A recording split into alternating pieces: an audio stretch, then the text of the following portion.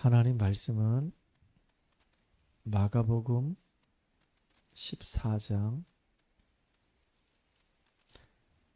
12절에서부터 21절까지 같이 우리가 합독합니다. 마가복음 14장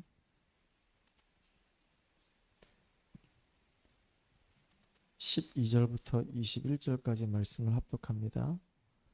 무교절의 첫날 곧 유월절 양 잡는 날에 제자들이 예수께 여짜오되 우리가 어디로 가서 선생님께서 유월절 음식을 잡수시게 준비하기를 원하시나이까 하매 예수께서 제자 중에 둘을 보내시며 이르시되 성내로 들어가라. 그리하면 물 한 동이를 가지고 가는 사람을 만나리니 그를 따라가서 어디든지 그가 들어가는 그 집 주인에게 이르되 선생님의 말씀이 내가 내 제자들과 함께 유월절 음식을 먹을 나의 객실이 어디 있느냐 하시더라 하라. 그리하면 자리를 펴고 준비한 큰 다락방을 보이리니 거기서 우리를 위하여 준비하라 하시니 제자들이 나가 성내로 들어가서 예수께서 하시던 말씀대로 만나 유월절 음식을 준비하니라. 저물매 그 12를 데리시고 가서 다 앉아 먹을 때 예수께서 이르시되 내가 진실로 너희에게 이르노니 너희 중에 한 사람 곧 나와 함께 먹는 자가 나를 팔리라 하신대. 그들이 근심하며 하나씩 나는 아니지요 하고 말하기 시작하니 그들에게 이르시되 12 중에 하나 곧 나와 함께 그릇에 손을 넣는 자니라. 인자는 자기에 대하여 기록된 대로 가거니와 인자를 파는 그 사람에게는 화가 있으리로다. 그 사람은 차라리 나지 아니하였더라면 자기에게 좋을 뻔하였느니라 하시니라. 아멘. 오늘 우리 오후 예배에서는요, 유월절을 지키신 예수님이라고 하는 제목으로 같이 말씀을 나누도록 하겠습니다. 성경에 보면 예수님이 유월절을 지키는 장면이 나옵니다. 특별히 요한복음을 보게 되면 여러 번 이렇게 나옵니다. 그래서 예수님이 공생의 기간 동안에 3년 항상 유월절 절기를 지키셨구나. 그리고 유월절 때 예수님이 십자가에 달리셨고 그리고 우리의 모든 죄를 대속하기 위해서 죽으셨습니다. 그 예수님이 사실은 유월절의 주인공이신데 그 예수님도 이 유월절 이 절기를 지켰단 말이죠. 오늘 우리가 다 알고 있겠지만은 유월절에 도대체 이 의미가 뭐냐 라고 하는 이 부분을 좀 살펴보는 시간을 좀 갖도록 하겠습니다. 자, 창세기 1장 1절에 하나님께서 말씀으로 이 세상을 창조하시고 난 이후에 우리 인간만 하나님의 형상을 가진 영적인 존재로 우리 인간을 지으셨어요. 이게 우리 인간이 다른 짐승들하고 좀 다른 부분들이죠. 특별히 이렇게 하나님의 형상 가진 우리에게 하나님은 모든 것을 다 다스리고 전복하는 어마어마한 축복을 주시고 우리에게 딱 한 가지 약속만 주셨어요. 동산 중앙에 있는 선악의 열매를 먹지 말아라. 그걸 먹는 날에는 정령 죽으리라. 그래서 하나님 말씀은 지키면 사는 것이고 하나님 말씀을 지키지 않으면 죽는 것입니다. 중간이 없어요. 사느냐 죽느냐 이렇게 판가름이 나는 겁니다. 하나님이 우리에게 왜 이 선악과 열매를 먹지 말라고 하셨냐? 그 이유는 우리를 보호하시려고 선악과 열매를 하나님께서 우리에게 허락하신 것입니다. 이게 무슨 말이냐? 우리가 이제 운전을 하다 보면은 왜 사거리에 이제 신호등이 있잖아요. 신호등을 만든 이유가 사실은 운전하는 사람들을 보호하기 위해서 신호등 만든 겁니다. 신호등 없으면 어떻게 될까요? 그냥 막 달릴 거 아니겠습니까? 이쪽에서 막 달리고 저쪽에서 막 달리고 그러다 보면 사고 나잖아요. 그럼 다치기도 하지만 심지어는 죽기도 한단 말이에요. 그러니까 이제 신호등을 만들어서 녹색일 때는 지나가고 빨간 신호일 때는 멈춰라. 그래서 서로 간에 사실은 서로를 보호하기 위해서 약속을 그렇게 만들어 놓은 겁니다. 이게 우리 대한민국만 그러냐? 아니요. 전 세계가 다 비슷합니다. 다 빨간색은 멈추고 초록색일 때는 건너가도록 이렇게 해놓은 겁니다. 그래서 그렇게 만들어 놓은 이유는 뭐냐면 우리를 지키려고. 너는 피조물이야. 이 땅을 다스리고 정복하는 복을 줬지만은 하나님과의 관계 속에서 그 힘과 그 은혜 가지고 이제 이 땅을 다스리고 정복해야 되는 거야. 하나님과의 관계가 늘 회복돼야 되는 거야. 그게 제일 1우선순위야. 늘 얘기하셨던 거란 말이죠. 그런데 이 눈에 보이지 않는 이 사단이 아담과를 속여서 하나님 말씀에 불순종하는 죄를 짓게 되고 급기야는 행복의 근원 대신 이 하나님을 떠나게 된 겁니다. 이게 인간의 가장 심각한 문제가 된 거예요. 하나님을 떠난 인간은 서석 자체가 마귀의 자녀가 됐습니다. 에베소서 2장 1절에 보면은 너희의 허물과 죄로 죽었던 그랬거든요. 허물과 죄로 완전히 죽어버려요. 영적인 지식이 아예 없어요. 하나님을 알 수도 없고 만날 수도 없어요. 아무것도 할 수가 없는 그런 상태였단 말이에요. 이 세상 풍속을 쫓고 공중의 권세 잡은 자를 따랐으니, 그러니까 마귀한테 잡혀서 서석 자체가 마귀의 자녀가 되다 보니까 공중 권세 잡은 자를 따라다닐 수밖에 없습니다. 종로로 탈 수밖에 없어요. 우상 숭배할 수밖에 없고 제사 지낼 수밖에 없고 종교생활 할 수밖에 없고 그렇게 따라다니는 겁니다. 운명사주팔자에 딱 묶일 수밖에 없는 겁니다. 그러다 보니까 내 의지와 전혀 관계없이 나 개인도 그렇고 가정도 그렇고 이상하게 계속 어려움이 계속 와요. 마음이 늘 불안한 겁니다. 미래가 불확실하니까 두려운 거예요. 어느 집안에 보면 자기 잘못도 없는데 갑자기 정신문제 와가지고요. 후대가 계속 어려움당하고 망해가는 그런 집안도 있습니다. 심지어는 육신적인 질병 때문에 고통당하는 사람 너무 많습니다. 그렇게 살다가 결국은 어디 가느냐? 이 땅에서 지옥같이 너무 어려움 당하다가 죽어서도 결국은 지옥 가는 겁니다. 나만 그렇게 망하느냐? 아니요. 후대가 동일하게 계속 망해가는 겁니다. 사단에게 속아서 죄를 짓고 하나님 떠나는 그 순간에 하나님과의 관계가 단절되고 난 이후에 우리 인간에게 찾아온 문제입니다. 이걸 보고 우리는 운명이라고 얘기합니다. 신분 자체가 마귀 자녀가 됐어요. 나도 모르게 마귀의 이 권세 아래 묶여서 죄 아래 묶여서 이제 따라다닙니다. 그러면서 정신적으로 시달리고 육신적으로 시달리다 결국은 고통당하다가 영원한 지옥으로 가게 되는 거예요. 나만 망하는 게 아닙니다. 후대까지 망해요. 근데 이게요, 내가 아무리 착하게 산다고 그래가지고 이 문제가 해결되는 게 아닙니다. 내가 아무 종교나 열심히 믿는다고 그래가지고 이 문제가 해결되는 게 아니에요. 내가 아무리 착하게 살아도 죄는 해결할 수가 없어요.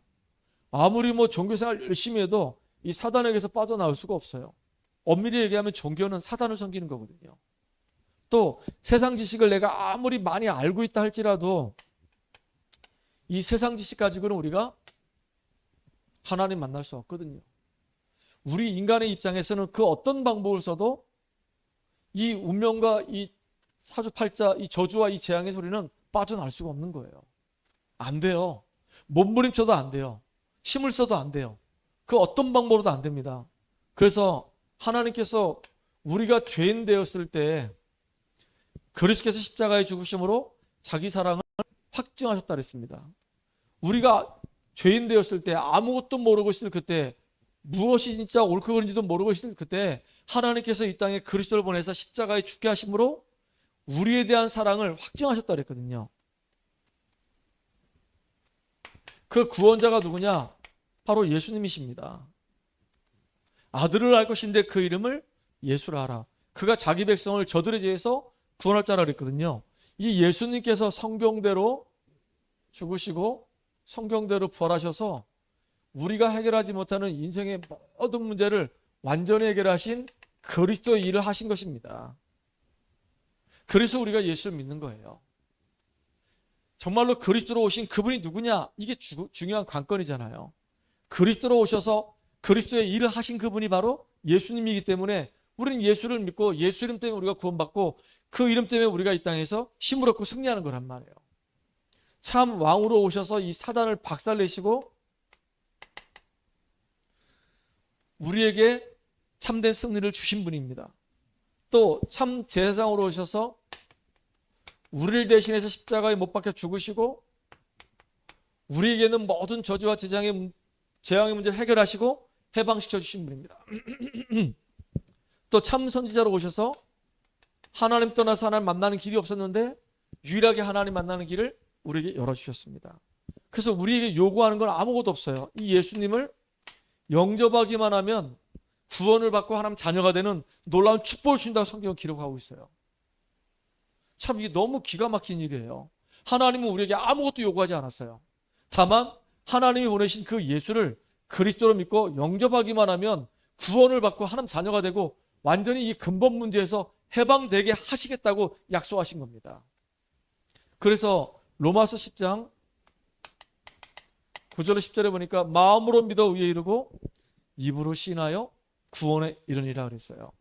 또 계시록 3장 20절에 보니까 볼지어다 내가 문 밖에 서서 두드리노니 누구든지 내 음성을 듣고 마음의 문을 열면은 내가 그에게로 들어가서 그로 더불어 먹고 그는 나로 더불어 먹고 살리라 그랬습니다. 언제요? 지금이 중요한 거예요. 우리는 날마다 주님을 만나고 날마다 주님과 함께하는 임마누엘의 축복 누리는 저와 여러분 되기 바랍니다. 그래서 예수를 믿고 영접하게 되면은 우리 속에 성령께서 영원히 우리와 함께 하십니다. 이제는 신분 자체가 더 이상 마귀의 자녀가 아니고 하나님 자녀로 완전히 옮겨지는 겁니다. 요한복음 5장 14절 보니까 내가 진실로 진실로 너에게 이르노니 내 말을 듣고 나 보내신 이를 믿으면 영생을 얻었고 심판을 받지 아니하고 사망에 이르지 아니하고 생명을 얻겠다고 주님은 말씀하셨단 말이에요. 이게 참 놀라운 일이죠. 우리 안에 계신 성령께서는 모든 걸 생각나게 하시고 모든 걸 깨닫게 하신다고 약속하셨어요. 세상이 줄 수 없는 평안으로 주님은 우리를 인도하신다고 말씀하셨습니다. 그래서 문제 왔을 때 우리가 주님 바라보고 약속을 붙잡고 기도 속에 들어가서 한번 영적인 싸움 한번 붙어보세요. 그 흑암 세력이 무너진다니까요. 이 흑암 세력이 우리한테 두려움을 갖다 줘요. 이 흑암 세력이 우리에게 불안을 갖다 줘요. 이 흑암 세력이 우리에게 여러 가지 이상한 생각을 갖다 준단 말이에요. 그러니까 진짜 예수는 정말로 내 인생의 모든 문제 해결하신 그리스도, 이 이름 붙잡고 정말로 삼중직의 기도를 한번 해보란 말이에요. 계속 한번 해보시기 바랍니다. 이게 틀려요. 이게 놀라운 능력이 임해요.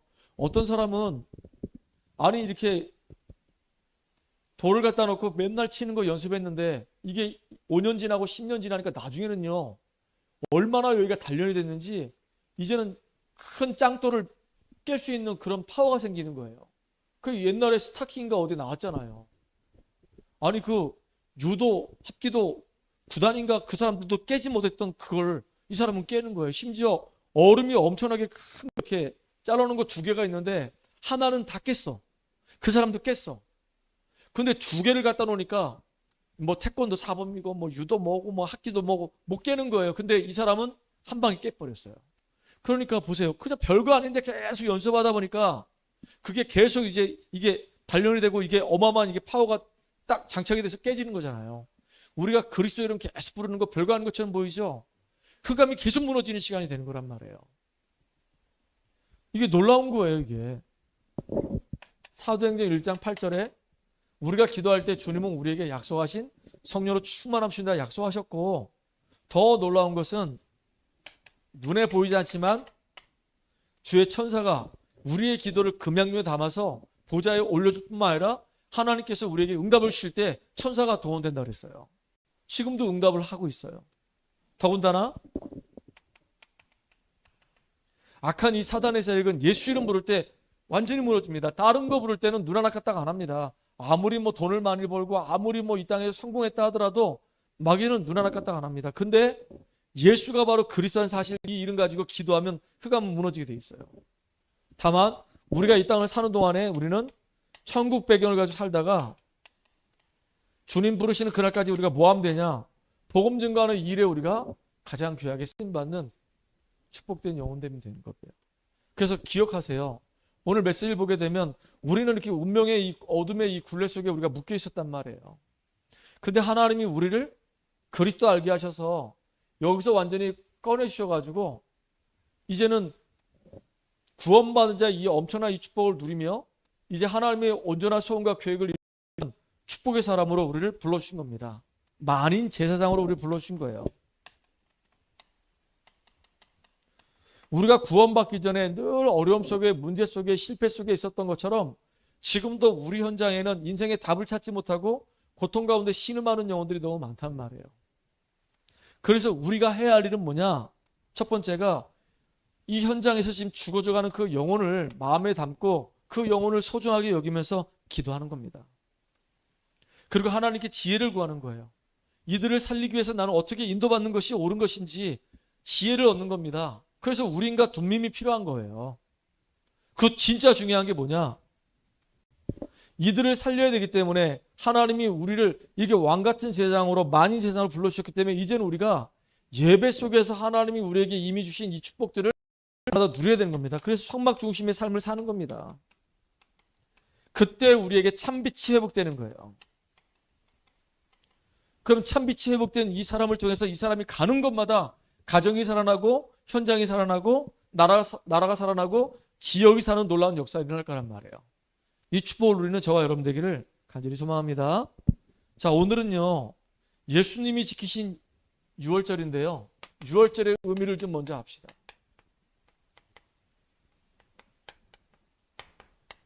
6월절의 시작이 어떻게 됐으며 이 6월절이 어떻게 우리에게 완성이 됐는지 알아야 될 거 아니겠습니까? 여러분 6월이란 말은 뭐냐면 뛰어넘다 그런 뜻이에요. 예를 든다면 한국에 있는 사람이 북한으로 넘어갔어. 그걸 보고 우리가 뭐라고 얘기해요? 월북했다고 얘기합니다. 저 북한에 있는 사람이 한국으로 내려왔어. 그걸 뭐라고 얘기합니까? 월남했다고 얘기하는 겁니다. 이스라엘 백성들이 애굽에서 430년 동안 종살이했던 때가 있었어요. 그래서 하나님이 모세를 부르셔가지고 이스라엘 백성들을 애굽에서 건져내셔가지고 이제 가나안 땅으로 그들을 인도하시겠다고 말씀하시면서 가서 바로한테 얘기하라고 그랬어요. 이스라엘의 하나님 여호와께서 이 백성을 애굽에서 내보내라고. 그래서 하나님 앞에 예배를 드리고 희생제사 드리게 하라고. 근데 이 바로가 안 보내주는 겁니다. 도대체 여호와 하나님이 누구길래 내가 이스라엘 백성을 내보내겠냐? 나는 그를 알지도 못하고 듣지도 못했다. 안 보내주는 겁니다. 그래서 이 애굽 땅에 10가지 재앙이 임하는 거예요. 나일강이 막 피로 바뀌고 개구리 재앙이 임하고 파리 재앙이 임하고 이 재앙이 임하고 막 가축 죽는 재앙이 임하고 독종 재앙이 임하고 우박 재앙이 임하고 나중에는 흑암 재앙까지 임하는 겁니다. 그러면서 이제 장자가 다 죽는 일이 벌어졌어요. 근데 희한하죠. 양의 피를 바른 집은 장자가 죽지 않았어요. 죽음의 이 사자가 장자와 가축의 첫 새끼를 다 죽일 때 양의 피를 바른 집은 그냥 뛰어넘어갔고 양의 피를 안 바른 집은 다 죽여버렸어요. 그래서 6월절이라고 얘기해서 이스라엘 백성들은 매년 이 6월절의 이 절기를 지키는 겁니다. 이게 참 놀라운 거죠. 여러분, 이 창세기 3장 문제 때문에 우리 인간이 지금도 소리 없이 고통을 당하고 있단 말이에요. 그래서 하나님은 이 창세기 3장 문제를 해결하기 위해서 여자의 후손을 보낼 것을 말씀하셨어요. 운명의 굴레 아래 딱 묶여 있는데 우리 스스로는 못 빠져나와요. 사단과 이 죄와 이 저주와 이 재앙 아래 딱 묶여 있는데 우리는 못 빠져나옵니다. 이 창세 3장에 출연하는 이 사단에게 우리가 속아가지고 하나님 떠나서 죄와 사단에 딱 묶여버렸는데 우리 스스로 못 빠져나와요. 그래서 하나님은 처음부터 여자의 후손을 통해서 이 뱀의 머리를 깨트린다고 얘기했어요. 여자의 발 뒤꿈치를 문다 그랬거든요. 진짜 피 튀기는 전투가 벌어지는 겁니다. 근데 여자의 후손이 사단의 머리를 완전히 박살내버린 일이 벌어지는 거예요. 이 여자의 후손이 바로 메시아 예수 그리스도예요. 그 이름 때문에 우리가 생명 얻는 겁니다. 이 언약을 붙잡을 때 우리는 살아나는 거란 말이에요. 또 창세기 4장에 보게 되면요, 가인하고 아벨 이야기가 나옵니다. 똑같이 예배를 드렸어요. 똑같이 예배를 드렸는데 하나님이 가인의 예배는 안 받았어요. 아벨의 예배만 받았습니다. 성경에 보게 되면은 분명히 기록되어 있습니다. 히브리서 11장 4절에 보니까 그 예물이 증거한다 그랬거든요. 아니 가인은 농부였단 말이에요. 농부였기 때문에 자기가 농사를 지어서 수확을 얻은 것 중에서 가장 좋은 특산품만 가지고 뽑아가지고 그걸 갖고 예배를 드렸단 말이에요. 근데 하나님은 그 예배 안 받으셨습니다. 그래서 가인은 첫 번째 살인자가 된 거예요. 참 이게 무서운 겁니다. 진짜 종교 생활하게 되면 결국은 이 생각이 마귀한테 잡혀가지고 생각지도 못했던 일을 하는 거예요. 어떻게 동생을 돌로 쳐 죽입니까? 이게 보통 이게 생각이 이게 문제가 오지 않으면 그런 일을 할 수가 없는 거죠. 아벨은 양치는 목동이었죠. 그래서 양의 새끼를 가지고 하나님께 번제를 드렸습니다. 가인은 농사 짓는 사람이었기 때문에 농산물로 예배를 드리고, 이 아벨은 목축업을 했기 때문에 양으로 예배를 드렸다. 그런 뜻이 아니고 아벨은 피의 언약이 무엇인지 알았던 거예요. 그래서 결국은 하나님께 예배드리고 형 가인으로부터 돌 맞아서 죽었던 첫 번째 순교자가 된 겁니다. 분명히 성경에는 이 예물이 증거한다 그랬거든요. 피의 언약을 정말로 기억해야 되는 겁니다. 또 창세기 22장 13절에 보게 되면 어느 날 갑자기 이 아브라함이 아들과 함께 모리아 산에 이제 하나님 앞에 번제를 드리러 가자고 얘기하는 겁니다. 번제를 드리러 가는데 보니까 항상 가지고 갔던 이 희생양이 없는 거예요. 그러니까 이 이삭이 물어보잖아요. 아버지 오늘은 왜 어린 양이 없습니까? 그때 아브라함이 얘기합니다. 하나님께서 예배 놓으셨을 것이다. 그리고 이제 산으로 올라가는 거예요. 그리고 이 이삭을 막 똥똥똥 묶더니 갑자기 번제단에 올려놓고 이제 이삭을 죽이려고 하는 겁니다. 아니 이삭이 뭔 잘못을 했냐고요.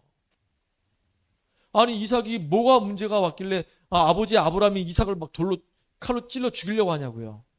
이게 바로 원죄입니다. 이삭은 아무 잘못이 없어. 근데 죽어야 되는 거야. 왜 그럴까요? 이게 원죄란 말이에요. 아니 어느 가정에 보면은 잘 살다가 어느 날 갑자기 그 가정에 말로 표현할 수 없는 일이 막 터지는 겁니다. 아니 잘못한 것도 없는데 갑자기 차 운전하다 교통사고 나가지고 부모가 다 죽어버려. 애들밖에 안 남아. 이게 너무 안타까운 일이잖아요. 아니 남편이 일하러 갔다가 잘 일하다가 계단에서 떨어져가지고 죽어. 그 남편이 잘못한 것도 없어. 그 가정이 잘못한 것도 없어. 이게 바로 왜 그러냐? 이게 원죄 때문에 그런 거란 말이에요. 너무너무 무섭잖아요. 근데 하나님이 이삭이 죽어야 되는데 이삭 대신에 뒤를 돌아보니까 수양을 예배 놓으신 겁니다. 이삭이 완전히 이게 각인돼 버린 거예요. 내가 정말로 이 원죄 때문에 이렇게 비참하게 죽어야 되는 것인데 하나님께서 나를 대신해서 수양을 예배 놓으셨구나. 참 감사하다. 여러분들 이 6월절의 이 의미가 뭔지 알겠습니까? 뛰어넘는다 그 말이 뭐냐? 창세기 3장에서 해방되는 걸 말하는 거예요. 이스라엘에서 바로가 사단이잖아요. 애굽은 세상이잖아요. 거기서 이스라엘 민족은 노예 생활하고 있잖아요. 저주와 재앙 가운데 아닙니까? 거기서 어떻게 빠져나옵니까? 나오잖아요. 6월 피 바르고 빠져나오잖아요.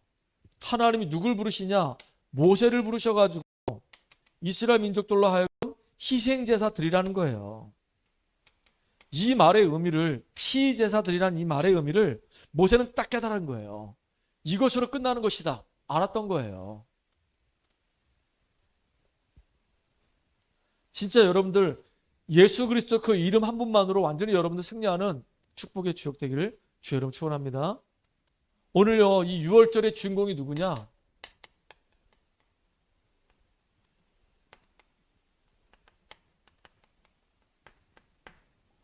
(6월절의) 주인공이 바로 예수 그리스도예요.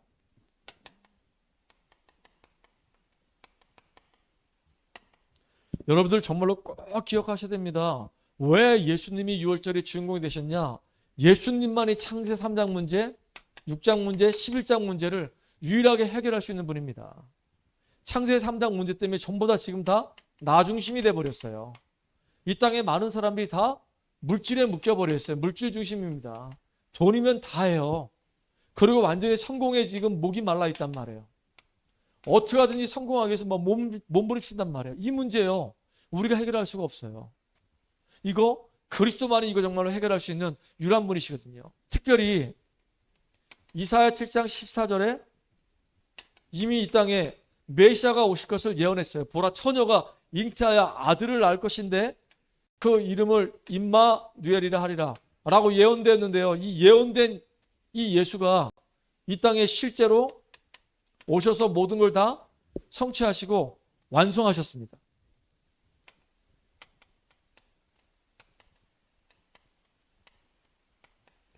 구약에 이사야가 벌써 예수님이 오시기 전에 약 800년 전에 예수님이 이 땅에 오실 것이다 예언했는데요. 그 예언대로 오셔가지고 모든 걸 다 완성하시고 끝내버리셨어요.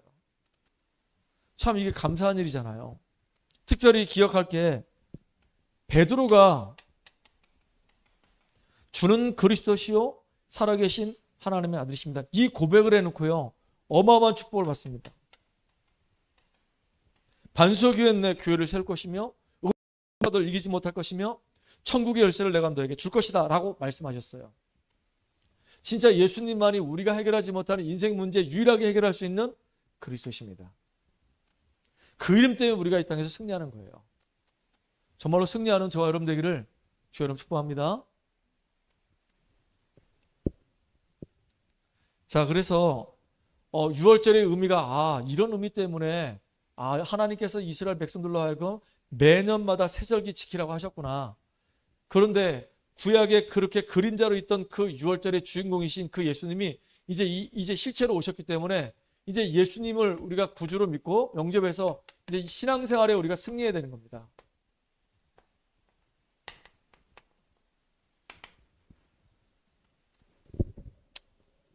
오늘 예수님이 제자들에게 얘기합니다.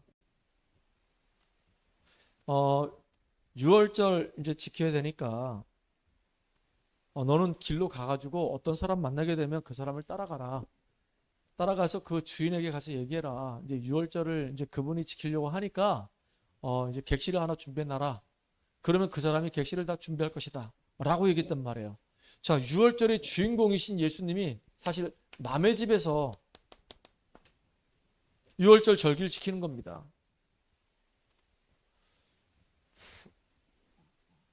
어떤 사람들은 얘기합니다. 이 교회가 무슨 힘이 있어가지고 세계복음화할 수 있겠냐고 얘기해요. 근데 너무 놀라운 거예요. 교회는 아무 힘이 없는 것처럼 보여요. 우리 교회 성도들 보게 되면 아무 힘이 없는 것처럼 보여요. 근데 하나님은 이렇게 아무 힘이 없어 보이는 우리 성도를 통해서 아무 힘이 없는 이 교회를 통해서 하나님은 하나님 일을 하신단 말이에요. 만약에요 예수님이 남의 집이 아니고 정말로 호화롭게 굉장히 화려하게 6월절을 준비했다고 한다면 5만 대만 사람들이 다 모였을 거란 말이에요. 동기인 사람이 다 모였을 거란 말이에요.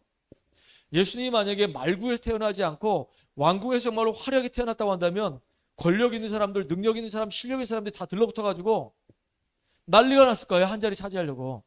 그런데 말구에서 초라하게 태어났거든요. 예수님이 6월절 행사를 지키는데 굉장히 남의 집에서 초라하게 이렇게 진행하는 거란 말이에요. 그러니까 이때 예수님이 6월절 준비하면서 뭐라 말씀하셨냐? 너희들 중에서 나를 팔 자가 있을 것이다. 이 그릇에 손을 같이 넣는 사람이 나를 팔 자다. 저는 아니겠지요. 저는 아니겠지요. 다 이렇게 얘기하는 겁니다. 근데 결국은요 예수님이 이제 딱 잡히셔가지고 신문당하시고 예수님이 십자가 처형당하시는 거 보고 제자들이 다 도망가 버립니다. 참 놀라운 거예요. 그래서 진짜 이 복음은요 아무나 깨닫는 게 아닙니다. 만약에 이 복음이 이 바리새인들에게 만약에 넘어갔다고 한다면 이 사람들은 똑똑한 사람들이니까 굉장히 지능적으로 활발하게 할 겁니다. 그런데 원색적인 복음은 전달하지 못할 거예요. 그 똑똑함 때문에. 이 서기관들 보세요. 이 기록하는 사람들 아닙니까? 만약에 이 사람들에게 복음이 넘어갔다고 한다면요 이 사람들은 다른 걸 아마 전달할 거예요. 너무 똑똑해가지고. 그래서 어떤 면에서 보면은 어리석고 우직한 사람들이 하나님 앞에 더 귀하게 쓰임받을 수가 있어요. 우리 교회사를 보더라도 왜 교단이 이렇게 많이 갈라지게 됐냐? 사실은요 진짜 복음 사랑하고 우직하게 그냥 복음을 위해서 사는 사람이라면 아무 문제가 없는데 너무 똑똑한 사람들이 많다 보니까 그러니까 자꾸 이제 둘로 넷으로 막 갈라지는 겁니다. 이게.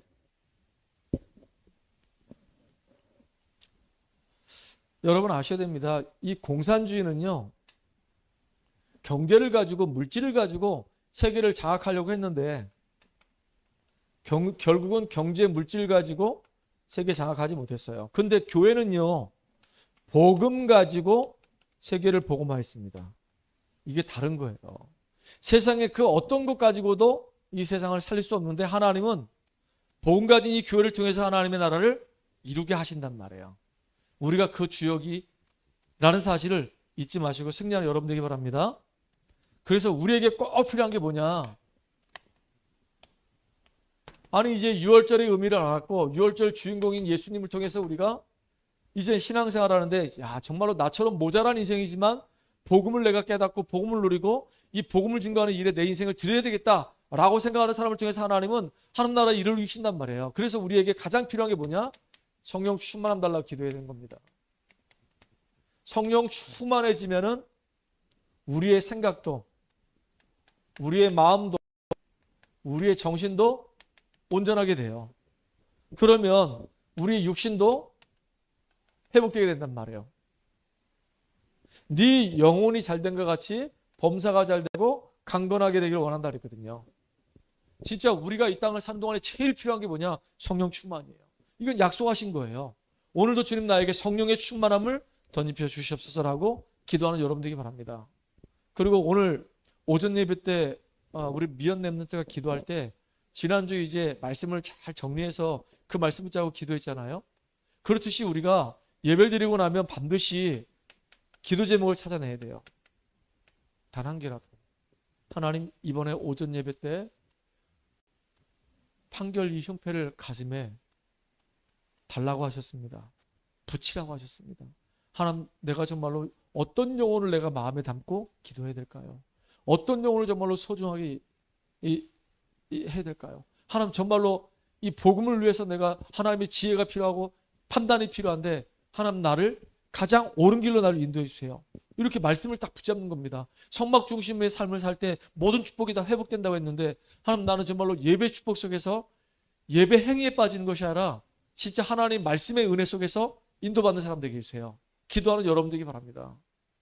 참빛이 회복되게 되면요. 어둠이 다 무너지고 나 한 사람 때문에 우리 가정과 가문과 나의 현장과 이 지역과 이 미래까지 이 후대까지 사는데 주님 내가 언약의 증인 되게 해주세요. 그러려면 나는 어떻게 하면 되겠습니까? 여러분 이렇게 기도 제목을 한번 생각해 보고요. 나온 기도 제목을 이제 실천해 보는 겁니다. 이렇게 하나씩. 하나씩만 실천해도 그게 쌓이면 큰 응답이 돼요. 1년에 52주잖아요. 52주. 하나씩만 하면 52개가 1년에 쌓이는 겁니다. 내 것이 되는 거예요. 그래서 내 안에 너무나도 다른 것이 박혀 있기 때문에 복음이 아닌 다른 것이 너무 내 안에 각인뿔이 체질되어 있기 때문에 진짜 이 복음이 내 안에 각인뿔이 체질되어져서 복음의 능력 가지고 살아가는 저와 여러분 되기를 주의 이름으로 축복합니다. 살아계신 하나님 앞에 감사와 영광을 돌립니다. 우리는 운명의 문제를 해결할 수 없습니다. 이 죄와 사단과 지옥 문제 해결할 수 없습니다. 하나님께서 약속하신 대로 이 창세 3장 문제, 6장 문제, 11장 문제를 해결하기 위해서 그리스도를 보낸다고 약속하셨고 이 땅에 그리스도가 오셔서 십자가에서 우리의 모든 문제를 다 해결하신 줄 믿습니다. 유월절의 의미를 알고 이제 유월절의 주인공이신 예수 그리스도 이름 때문에 우리가 생명을 얻고 이제 올바르게 신앙생활하면서 정말로 똑똑한 사람들이 도저히 이해할 수 없고 훌륭한 사람들이 도저히 이해할 수 없는 이 복음의 능력 가지고 나를 살리며 이 현장을 살려내는 그래서 하나님 주신 약속의 말씀을 기도 제목 삼아서 실천할 수 있는 그래서 증거를 얻고 현장을 변화시키는 주역으로 쓰임받는 증인되게 하여 주시옵소서. 예수님의 이름을 감사하며 기도합나이다. 아멘.